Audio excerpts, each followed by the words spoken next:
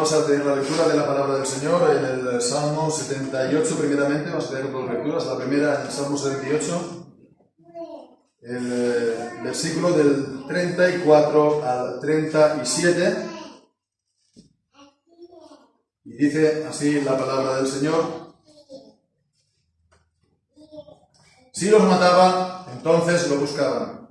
Entonces se volvían a Él y buscaban a Dios de mañana. Y se acordaban de que Dios era su roca y el Dios Altísimo su Redentor.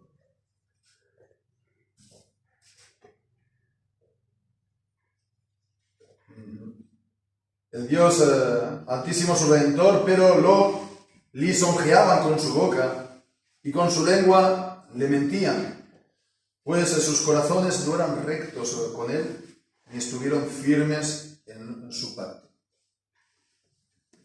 Y vamos también a leer en el Salmo 36, segunda lectura, el Salmo 36,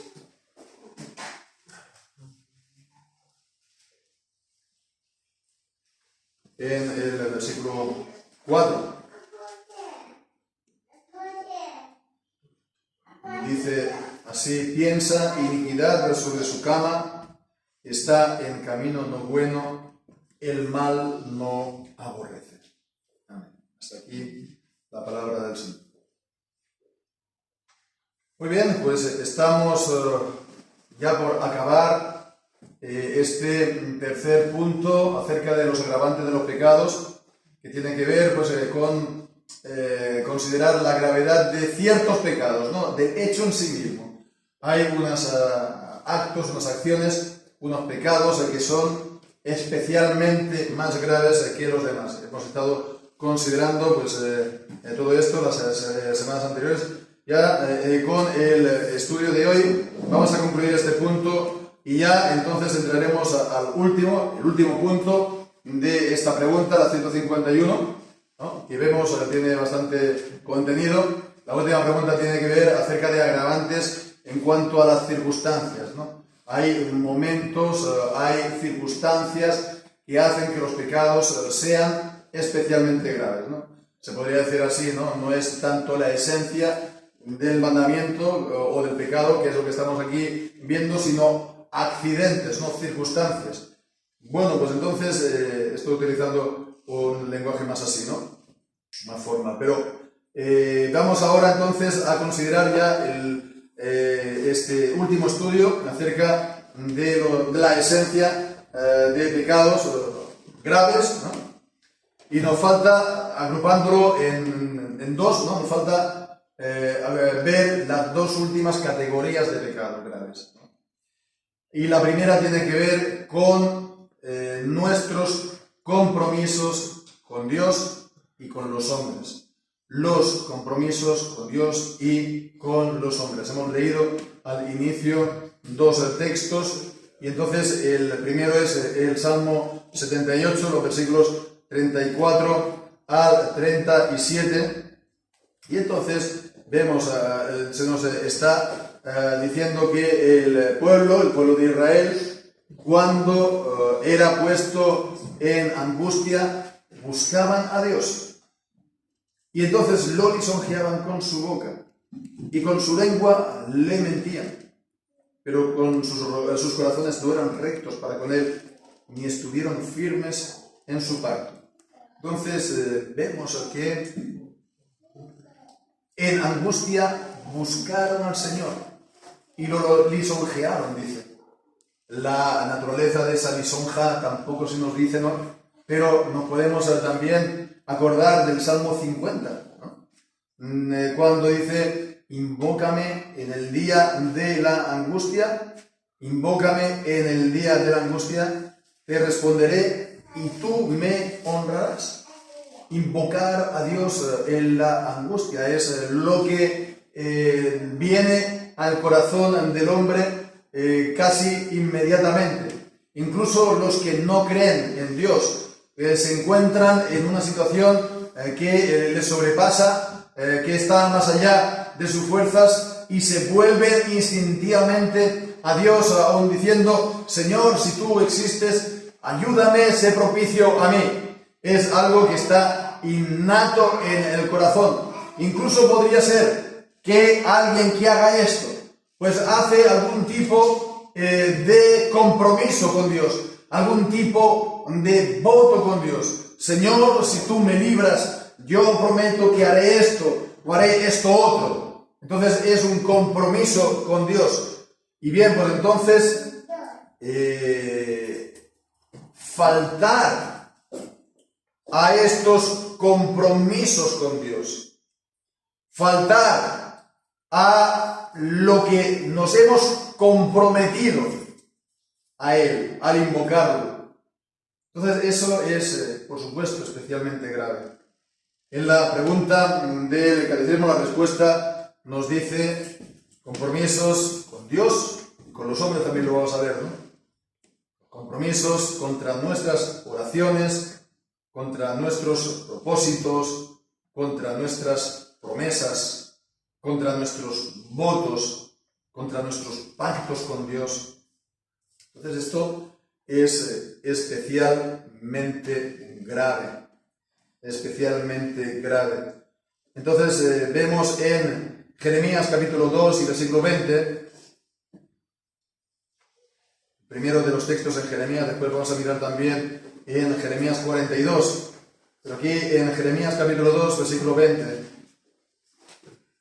porque desde hace mucho quebré tu yugo y rompí tus ataduras y dijiste, no serviré. Con todo eso, sobre todo collado alto y debajo de todo árbol frondoso, te echabas, oh ramera.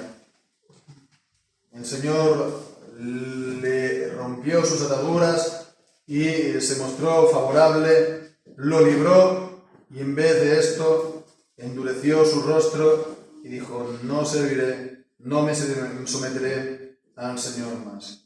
También en Jeremías capítulo 42, los versículos 6, 20 y 21, y esto es uno de los pasajes más impresionantes en la Biblia. Siempre que lo leo, siempre me llama mucho la atención este pasaje, porque es cuando el pueblo de Israel está por entrar a Egipto de nuevo, huyendo, porque el gobernador que habían puesto los babilonios allá en Jerusalén, Gedarías, había sido muerto, lo habían matado, ¿no? Un grupo, una banda, ¿no? Ismael, etcétera, etcétera. Y entonces vemos, ¿no? La gente, ahí estaba, entre ellos en el pueblo estaba el profeta Jeremías. Y la gente del pueblo, pues antes de ir a Israel, entonces se dirigen a Jeremías y le dicen así, en el versículo 6, ¿no? Sea bueno o sea malo, la voz de Jehová nuestro Dios, al cual te enviamos, obedeceremos, para que nos vaya bien, obedeciendo la voz de Jehová nuestro Dios. Entonces ellos se comprometieron, ¿no?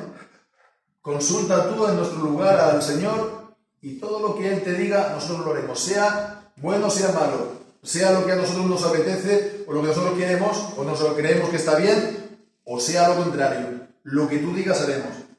Vemos al final en el versículo 20 y 21. Eso es el mismo Jeremías que lo dice, ¿no? Consulta, dice que si entráis en Egipto, pues seréis por maldición, por afrenta, no volveréis más en ese lugar, vais a ser acabados ahí. Y entonces vemos la palabra del mismo profeta, él ya lo sabía, por inspiración divina. ¿Por qué hicisteis errar vuestras almas? Pues vosotros me enviasteis a Jehová vuestro Dios diciendo, ora por nosotros a Jehová nuestro Dios, y conforme a todas las cosas que diga Jehová nuestro Dios, haznoslo saber, y lo haremos. Y os lo he declarado hoy, y no habéis obedecido la voz de Jehová vuestro Dios, ni a todas las cosas por las cuales me envió a vosotros, antes que los otros respondieran. Ya el profeta lo sabía, porque el Señor se lo había dicho. Y es lo que ocurrió. Es lo que ocurrió, que la gente se rebeló, ¿no? Dijo Azarías el capítulo 43, versículo 2, mentira dices, no te ha enviado Jehová nuestro Dios a decir, no entréis en Egipto para habitar allí. Su misma boca los condenó, porque dijo, todo lo que tú digas lo haremos, sea entrar en Egipto, sea quedarnos aquí, sea lo que sea, lo que tú digas lo haremos. Bueno, pues vemos, ¿no? Eso fue simplemente una coartada, porque en su corazón ya estaba determinado lo que querían hacer, y bueno, pues lo único que querían hacer era, por así decirlo, guardar las formas, de manera que, bueno, si salía positivo, pues en lo que ellos creían, pues entonces tenían, por así decirlo, comillas, sanción divina. Eran lo que ellos esperaban, tal vez. Bueno, pues entonces vemos esos compromisos que hacemos con nuestra boca, pero a veces esto reviste de una solemnidad especial, son los votos. Vemos aquí en Eclesiastés, capítulo 5, versículos 4 al 6. Eclesiastés 5, del 4 al 6, y ahora leemos, cuando hagas una promesa a Dios, no tardes en cumplirla, porque Él no se agrada de los necios. Lo que prometes, cúmplelo. Mejor que no prometas, que no que prometas y no cumplas. No dejes que tu boca haga pecar tu carne, ni digas delante del ángel que fue ignorancia, porque ha de enojarse Dios a causa de tu voz y destruir la obra de tus manos. Los votos, promesas que hacemos, muchas veces condicionales. No, Señor, si tú me libras de esto, Señor, si tú me eres el propicio, Señor, yo voy a hacer esto otro, ¿no? Pues dice que lo que lo prometas, el voto que hagas, no tardes en cumplirlo, porque el Señor, dice, no se agrada de la voz de los necios, incluso también que Él destruirá la obra de tus manos. No podrás decir que fue ignorancia cuando esto ocurra. En Proverbios también, capítulo 20, versículo 25. Lazo es al hombre devorar lo santo y considerar después los votos. Es un lazo, entonces, el apresurarse a hacer votos para después no cumplirlos. Mejor no hacer votos que hacerlos y no cumplirlos, pero una vez hechos, estos votos se tienen que cumplir. Nos tenemos que poner en el empeño a cumplirlo, ¿no? Claro, hemos también de hacer votos en aquello que sea la voluntad de Dios y que no sea un voto temerario, ¿no? Un voto temerario o que sea algo que esté fuera de nuestro alcance, ¿no? Entonces sí, lo vamos a intentar hacer, pero no depende de nosotros. Tiene que ser algo que nosotros podamos realizar, aunque sea costoso, pero que nos hemos de poner a ello. Bien, pues entonces esto es la gravedad de este pecado. Es no tomarse en serio al Señor, es tomar el nombre del Señor en vano. Esto es una transgresión directa del tercer mandamiento, ¿no? Y sabemos lo que nos dice, ¿no? La razón añadida, porque no dará por inocente Jehová al que tomare su nombre en vano. Y bueno, estos votos, los cristianos lo podemos contraer con Él.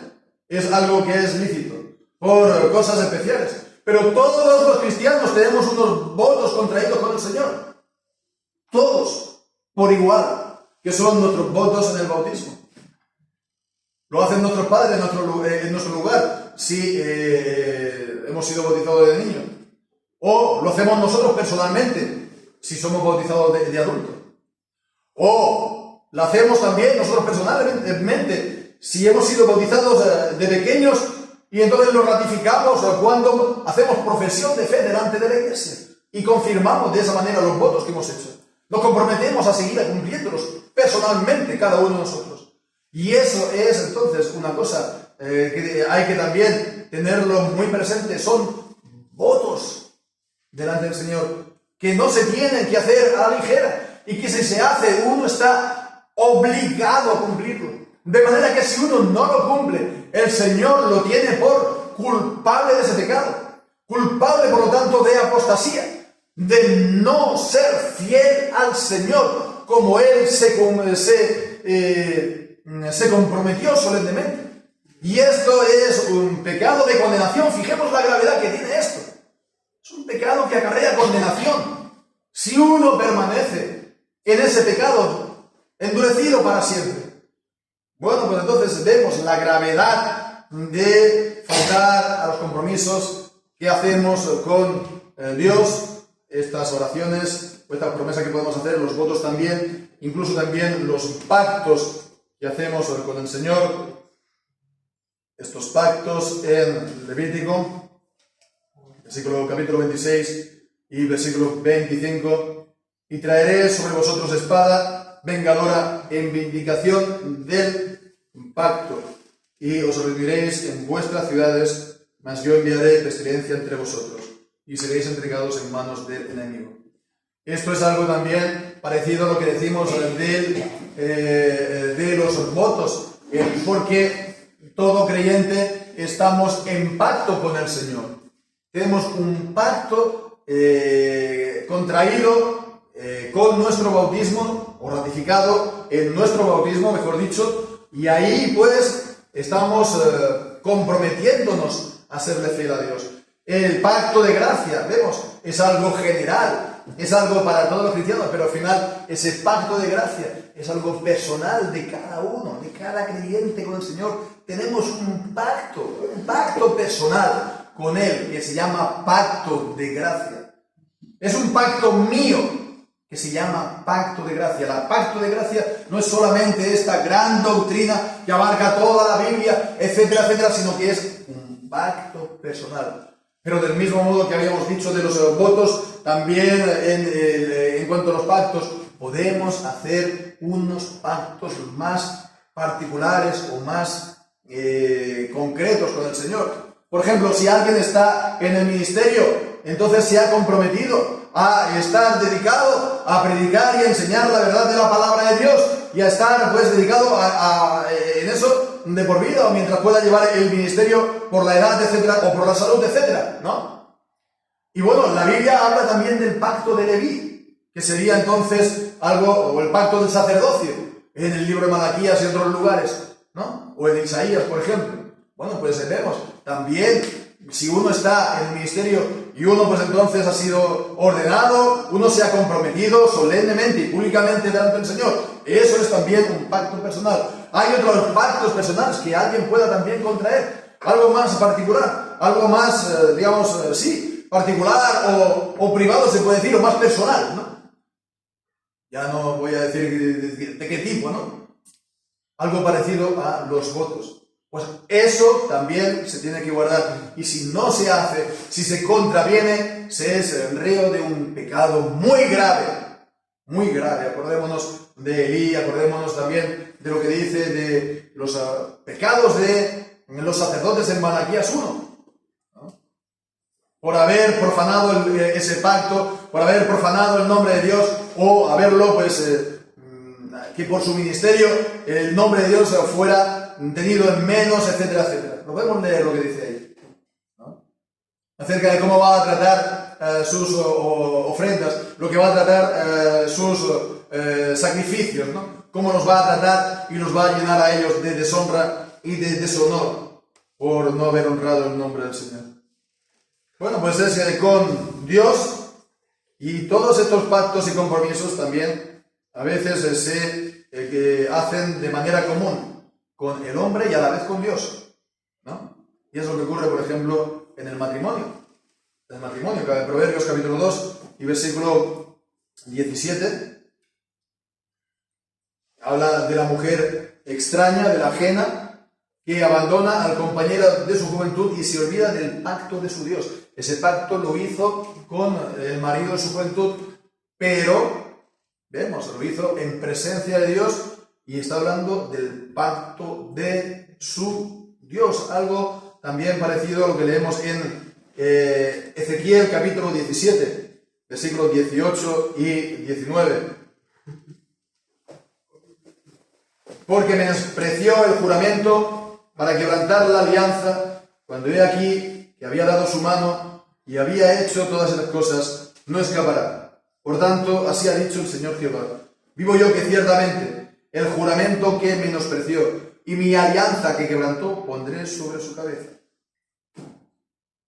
Y bien, aquí no está hablando del matrimonio. Aquí está hablando de un compromiso que hizo, de vasallaje con el rey de Babilonia. y que quebrantó, ¿no? Siendo infiel al rey de Babilonia y siendo también traidor, traicionero a ese pacto y ese compromiso hecho, ¿no? Y está hablando mi pacto y mi juramento de nuevo, porque Dios tiene un cuidado muy especial a estos pactos, a estos juramentos, a estos compromisos solemnes entre los hombres. Bien, pues es algo a tener en cuenta, ¿no? Esta mañana estábamos hablando de la verdad, ¿no? Y estamos hablando de la mentalidad contemporánea, que no hay verdad, o si la hay no se sabe. Solamente hay palabras, y las palabras, unos días se dice una cosa, y otro día se dice otra cosa. Y no pasa nada. Y no pasa nada. Vemos que esto es completamente contrario a lo que dice la Biblia. La gravedad de nuestra cultura contemporánea es que asistamos a esto, a lo que hacen, por ejemplo, cada día los políticos. No vamos a decir nombres, pero yo creo que es algo común. Los hombres que nos gobiernan no honran su palabra.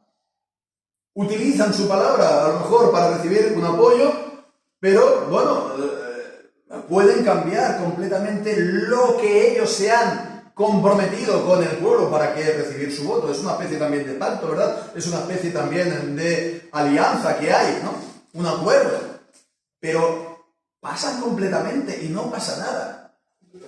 Pasan completamente de cumplir esos compromisos si les resulta más ventajoso y desdecirse completamente y estarse tan frescos y tan panchos y no pasa nada. ¿Y eso por qué es? ¿Eso por qué es? Bueno, le falta el respeto completamente a la gente. ¿Pero eso por qué es? Porque a la gente es igual. Porque la gente es igual. Porque el pueblo es igual.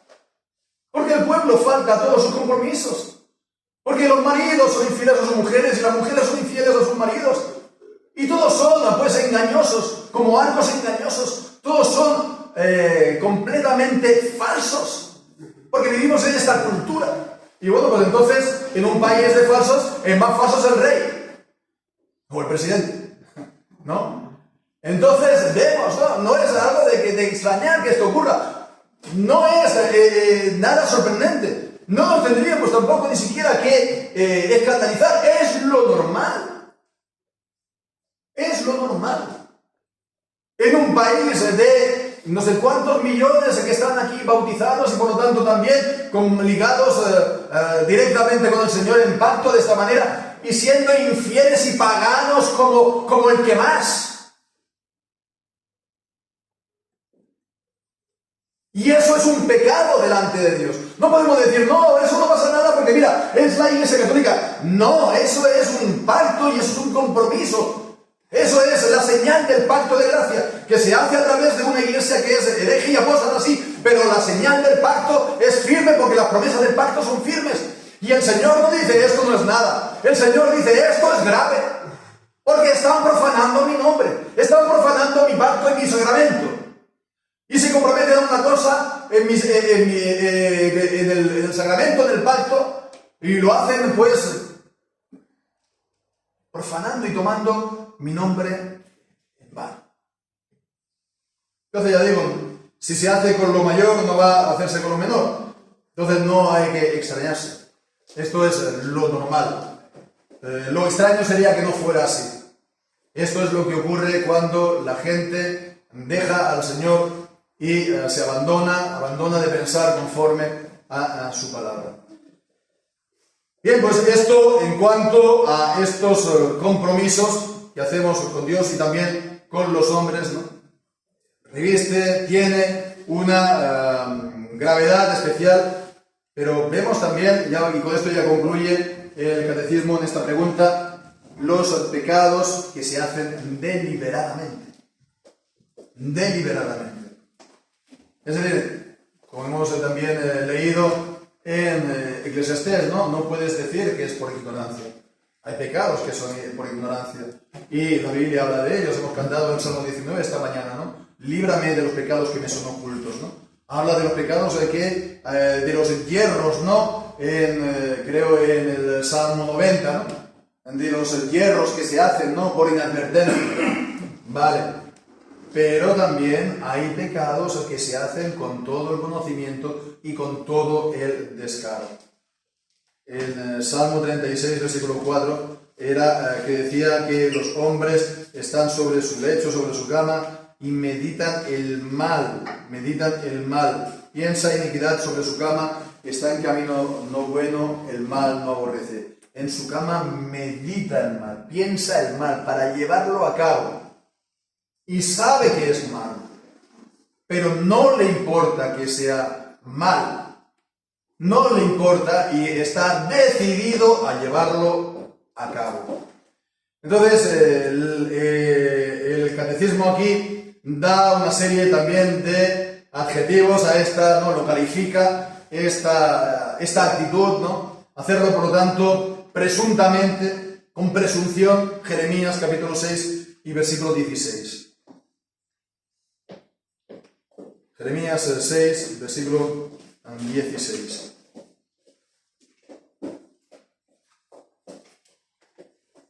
Así dijo Jehová: paraos en los caminos y mirad, y preguntad por las sendas antiguas y cuál sea el buen camino, y andad por él, y hallaréis descanso para vuestra alma. Y dijeron: no andaremos, ¿no?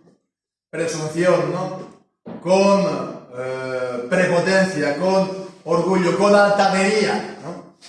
Dios dice una cosa por medio de su palabra, por medio de sus siervos: no haremos, ¿no? Lo que hemos visto también en Jeremías, en el capítulo 42. Esto que tú dices no lo vamos a hacer. Esto no lo vamos a hacer. También, pues, con imprudencia, impudentemente. Jeremías también, el capítulo 3 y versículo 3.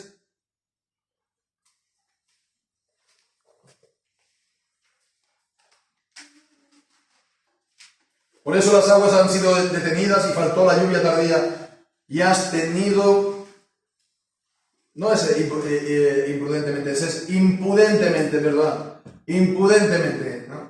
Sin pudor, ¿no? Entonces dice: por eso las aguas han sido detenidas y faltó la lluvia tardía, y has tenido frente de mujer ramera, y no quisiste tener vergüenza, ¿no? La vergüenza es una bendición. El tener vergüenza no es de gente apocada, es de gente que guarda restos todavía vivos de la conciencia. Es lo que ocurrió con Adán y Eva, ¿no? Nada más pecar, ¿no? Que tuvieron vergüenza el uno del otro, en el fondo, de haber pecado, y se escondieron del uno del otro, ¿no? Y se escondieron sobre todo de Dios, se escondieron del uno del otro, pues poniéndose las hojas, ¿no?, para cubrirse, y de Dios, pues cuando escucharon su voz que venía. Entonces la vergüenza es algo, pues bueno, que está ahí, ¿no? Que es bueno, que es positivo, y sin embargo vemos el faltar al pudor, el faltar a la vergüenza es algo grave. Es lo que ocurre en nuestra sociedad con las modas en el vestir, ¿no? Sobre todo femeninas, ¿no? Que se ha perdido completamente este sentido de vergüenza, de pudor. El caso extremo, ¿no? El nudismo, ¿no? El seminudismo también de las playas. El seminudismo de las playas, que estamos tal vez acostumbrados a ellos, pero que tampoco es algo del todo normal, ¿no? No digo el bañarse, pero también la gente se bañaba a principios del siglo XX de otra manera completamente distinta. También gente de otra religión se baña de una manera completamente distinta y mucho más decente, porque no han perdido ese pudor y esa vergüenza de mostrarse semidesnudos, y en el caso extremo completamente desnudos, ¿no?, delante de la gente, delante de completos desconocidos. Bueno, pues entonces esa es también una señal clara de la gravedad del estado de nuestra cultura, que se pierde completamente la noción de la vergüenza y se peca y se tiene esa frente, que dice aquí pues Jeremías, esa frente de ramera que no quiere tener vergüenza. Proverbios capítulo 7 y versículo 13. Proverbios capítulo 7 y versículo 13 también en este mismo sentido. Es cuando la mujer también adúltera peca. Dice: echó mano de él y lo besó, y con rostro desvergonzado le dijo. Y rostro desvergonzado le dijo. También de manera hinchada y vana, ¿no? Salmo 52, 1. Salmo 52, versículo 1. ¿Por qué te jactas de la maldad, oh poderoso? La misericordia de Dios es continua. El jactarse, ¿no? El hacer las cosas con prepotencia, con altanería, con altivez, ¿no? Contra Dios y contra los hombres, ¿no? En plan Roboam, cuando el pueblo le decía, aligera este yugo que nos ha puesto tu padre, y dice, no, mi meñique es más grande que todos los lomos de mi padre, ¿no? ¿Dónde iba, no? Alguien que se pone así de esa manera y no tiene ningún tipo de poder, ¿no? Bueno, pierde completamente la autoridad, pero no tiene ningún tipo de poder, porque el pueblo estaba a punto de la rebelión y no tenía fuerza en su mano para sofocarlo, para impedirlo. La necedad, ¿no?, de la altanería y de la altivez. Aquel que hace esto es necio realmente. Necio. Es la necedad. También de manera maliciosa, ¿no? Hemos visto al principio aquel que medita el mal en su cama. Pues entonces, hacer las cosas de manera maliciosa es con una actitud maliciosa, ¿no? Para la redundancia. Es hacerlo de manera malévola, ¿no?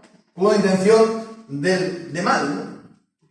En tercera de Juan dice, por esta causa, si yo fuere, recordaré las obras que hace hablando contra nosotros con palabras maliciosas. Hay gente, por lo tanto, que habla maliciosamente, que habla cosas malas a propósito para hacer daño a esa persona, a su reputación, a su nombre o a lo que sea de él, ¿no?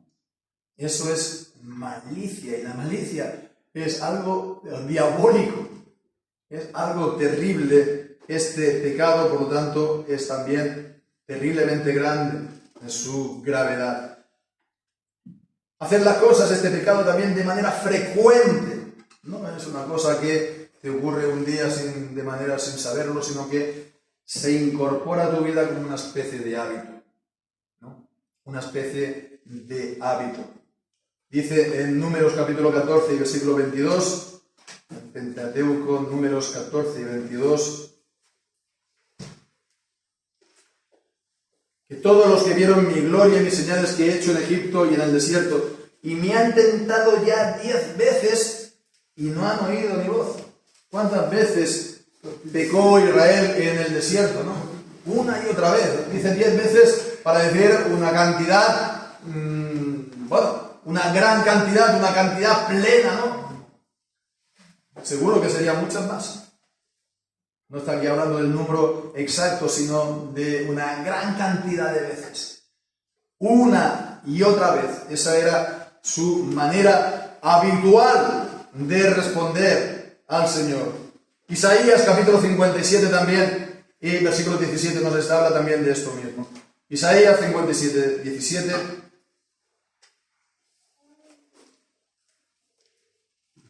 Por la iniquidad de su codicia me enojé y lo herí. Escondí mi rostro y me enojé. Y él siguió rebelde por el camino de su corazón. Esta es la cuestión, por lo tanto, ¿no? También de lo que dice en 1 de Juan capítulo 3, ¿no? De que todo aquel que es nacido de Dios no peca. Claro, evidentemente esto se tiene que poner juntamente con lo que dice el inicio de la misma carta. De que si decimos que no tenemos pecado, nos engañamos a nosotros mismos y hacemos a Dios mentiroso. Entonces, sí, todos tenemos pecado, pero una cosa es tener uno pecado por su debilidad, por la carne que está en uno de él, y otro es que está viviendo en pecado, que hace del pecado su manera de vivir. De aquel que hace del pecado su manera de vivir es lo que habla Pablo en Romanos 8 como el carnal, ¿no? Ninguna condenación hay para los que están en Cristo, los que no andan conforme a la carne, sino conforme al Espíritu. Entonces, andar conforme a la carne es esta vida, este hábito, ¿no?, de pecado continuo. Y eso es lo propio de la gente del mundo, pero eso no puede ser de la gente que dice ser cristiana, o incluso pues está en la iglesia. No puede. hacer del pecado su manera de vivir. Vemos la gravedad de ello. También de manera obstinada, que es también relacionado, vemos con todo esto, porque si es algo consciente y si es algo pues que no es esporádico, sino que es habitual, pues evidentemente hay también obstinación a ello, ¿no? Pero se puede también verlo desde este punto de vista en Zacarías capítulo 7 y versículos 11 y 12. Zacarías 7, 11 y 12, y dice: pero no quisieron escuchar, sino que volvieron la espalda y agravaron sus oídos para no oír, y pusieron su corazón como diamante para no oír la ley ni las palabras que Jehová de los ejércitos enviaba por su espíritu por medio de los primeros profetas.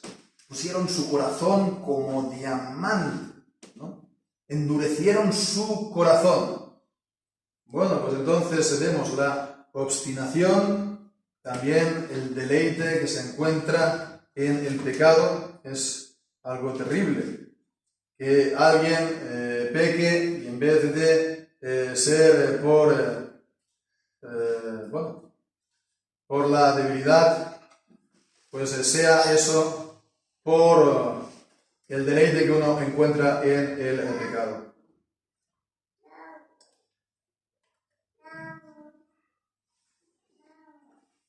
Pues vamos a leer ahora en Proverbios capítulo 2 y versículo 14.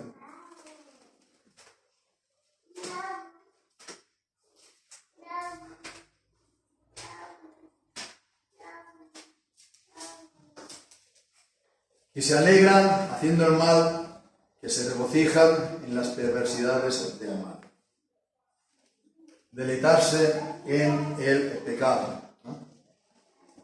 Eso es entonces prueba de un corazón pervertido y por lo tanto más gravedad tiene esto, decimos, que un pecado que se cometa por debilidad y que alguien en vez de estar deleitándose en él se está lamentando y llorando el pecado. Y bueno, pues también por último dice en este sentido con recaída tras el arrepentimiento. El arrepentimiento para vida, ¿no?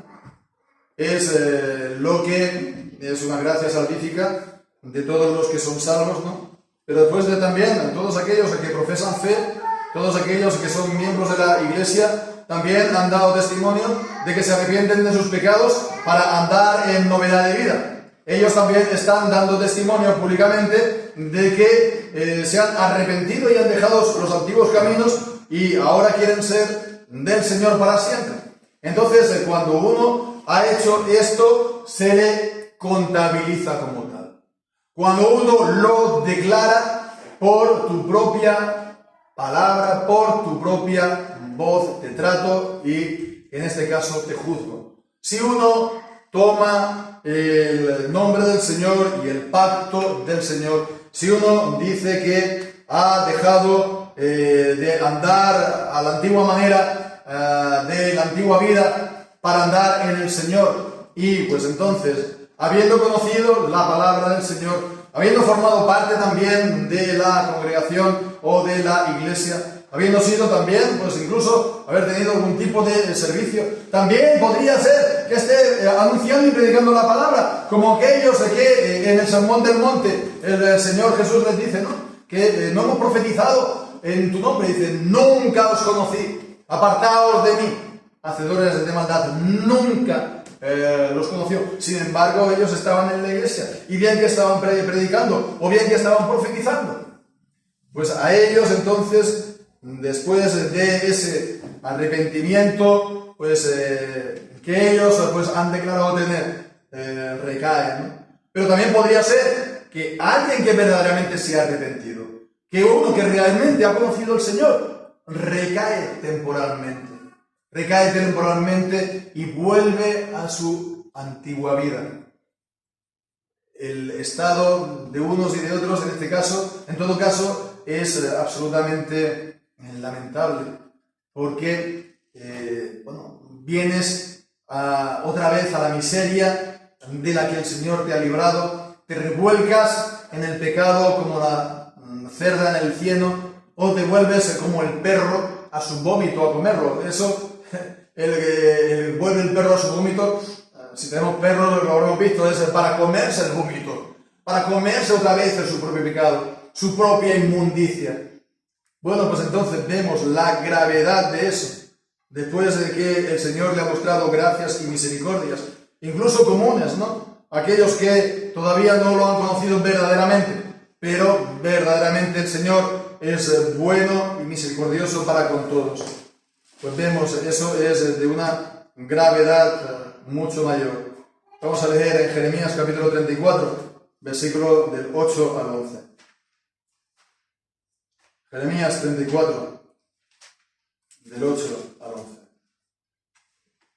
La palabra que vino a Jeremías de parte de Jehová, después que Sedequías hizo pacto con todo el pueblo que estaba en Jerusalén, para promulgarles libertad, que cada uno dejara libre a su siervo, y cada uno a su sierva, el hebreo y la hebrea, que ninguno usara a los judíos sus hermanos como siervos. Vemos, aquí hay una especie de, hay un arrepentimiento, porque se estaba transgrediendo aquí la palabra de Dios, era un pecado, y aquí entonces, cuando estaba en angustia, ¿qué es lo que hace? Pues entonces nos damos cuenta, lo sabemos, ¿no? Que estamos transgrediendo la palabra de Dios, pues vamos a arreglarlo.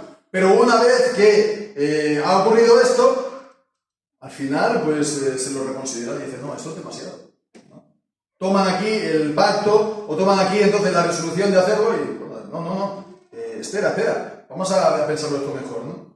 Entonces seguimos leyendo el versículo 10, cuando vieron todos los príncipes y todo el pueblo que habían entrado en el pacto de dejar cada uno a su siervo y cada uno a su sierva libre, para que ninguno usara más como ellos, como siervos, obedecieron y los dejaron ir. Pero después se arrepintieron e hicieron volver a los siervos y a las siervas que habían dejado libres, y los sueltaron como siervos y como siervas.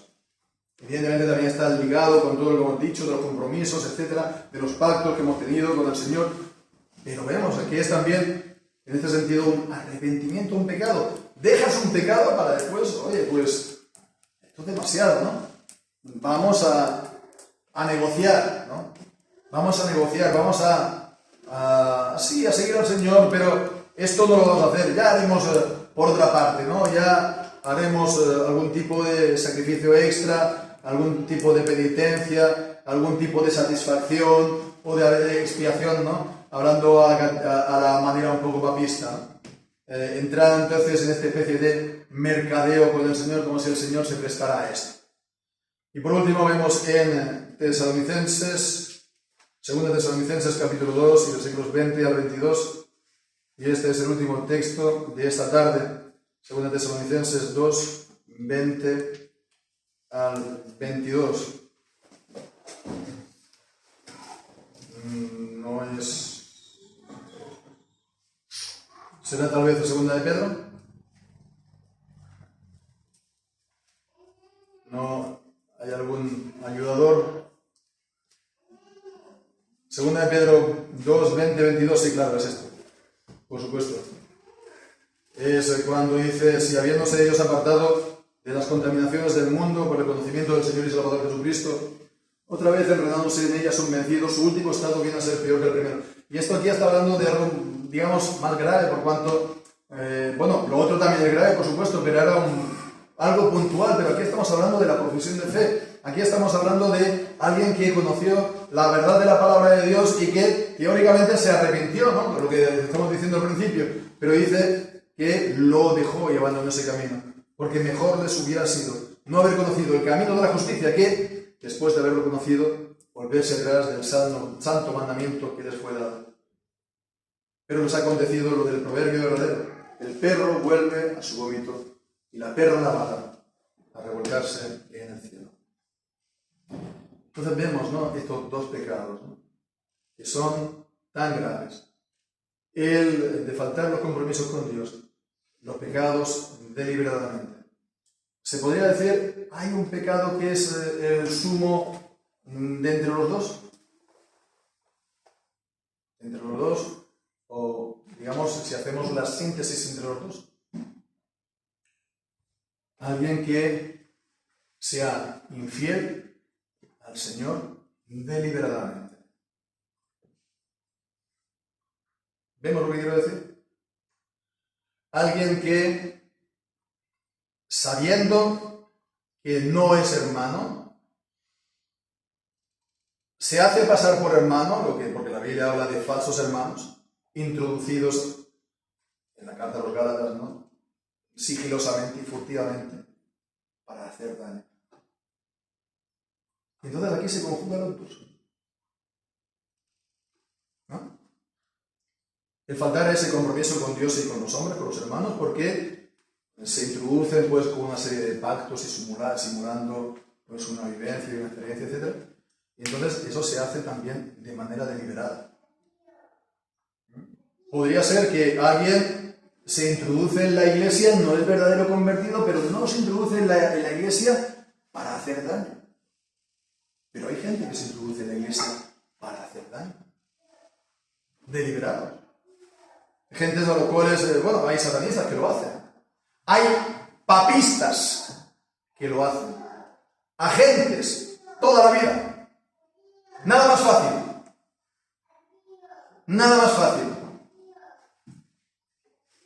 Agentes también de los gobiernos, los países comunistas. Supongo que en otros países tampoco deben de faltar. ¿Qué no sucede? Nada más fácil tampoco. Enviar a uno y, introducirlo, que se encarame un poco a según qué situaciones o según qué posición e intentar hacer el mayor daño posible. O recabar información como mínimo, ¿no?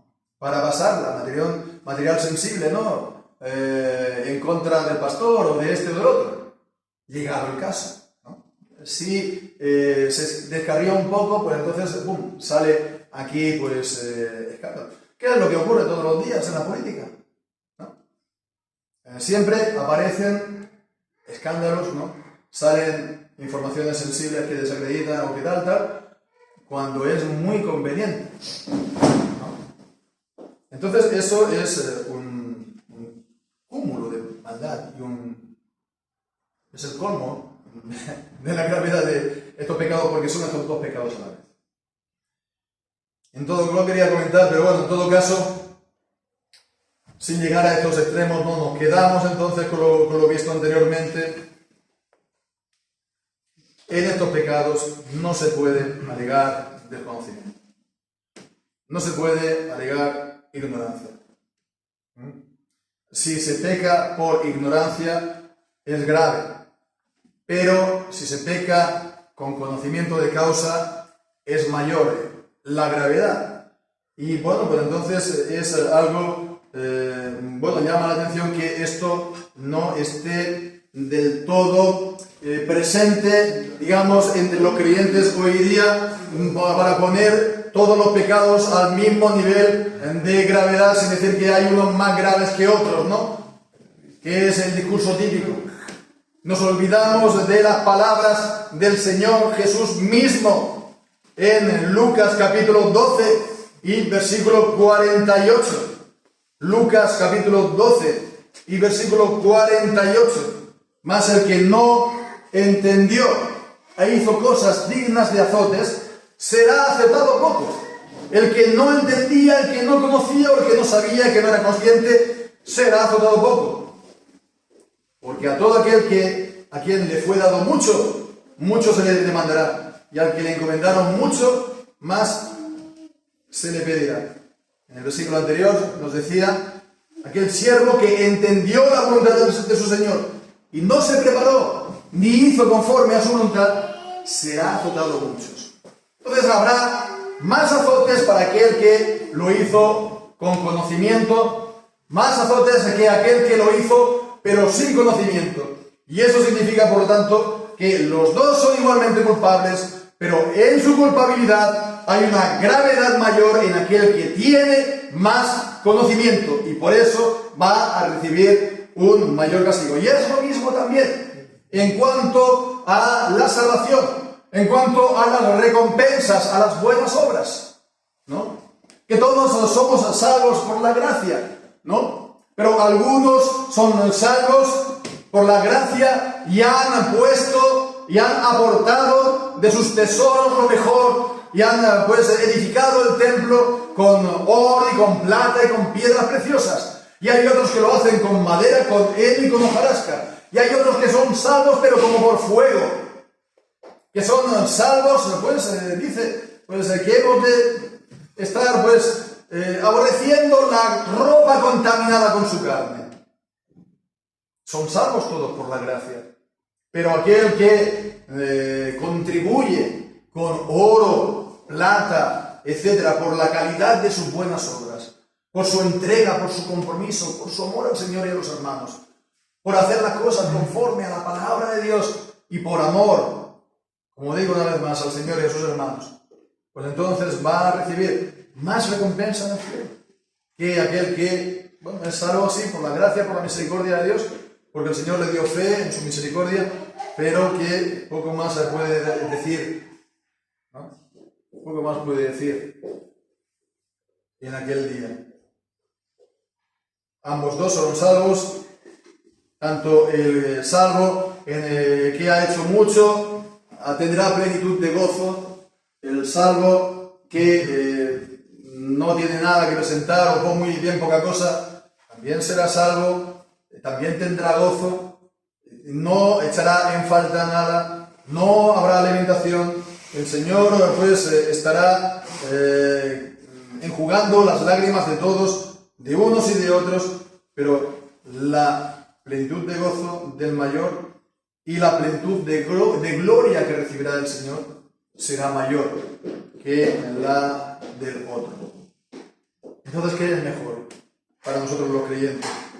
¿No? Buscar lo mejor, buscar la gloria, la honra y la inmortalidad. Y el Señor es galardonador de eso.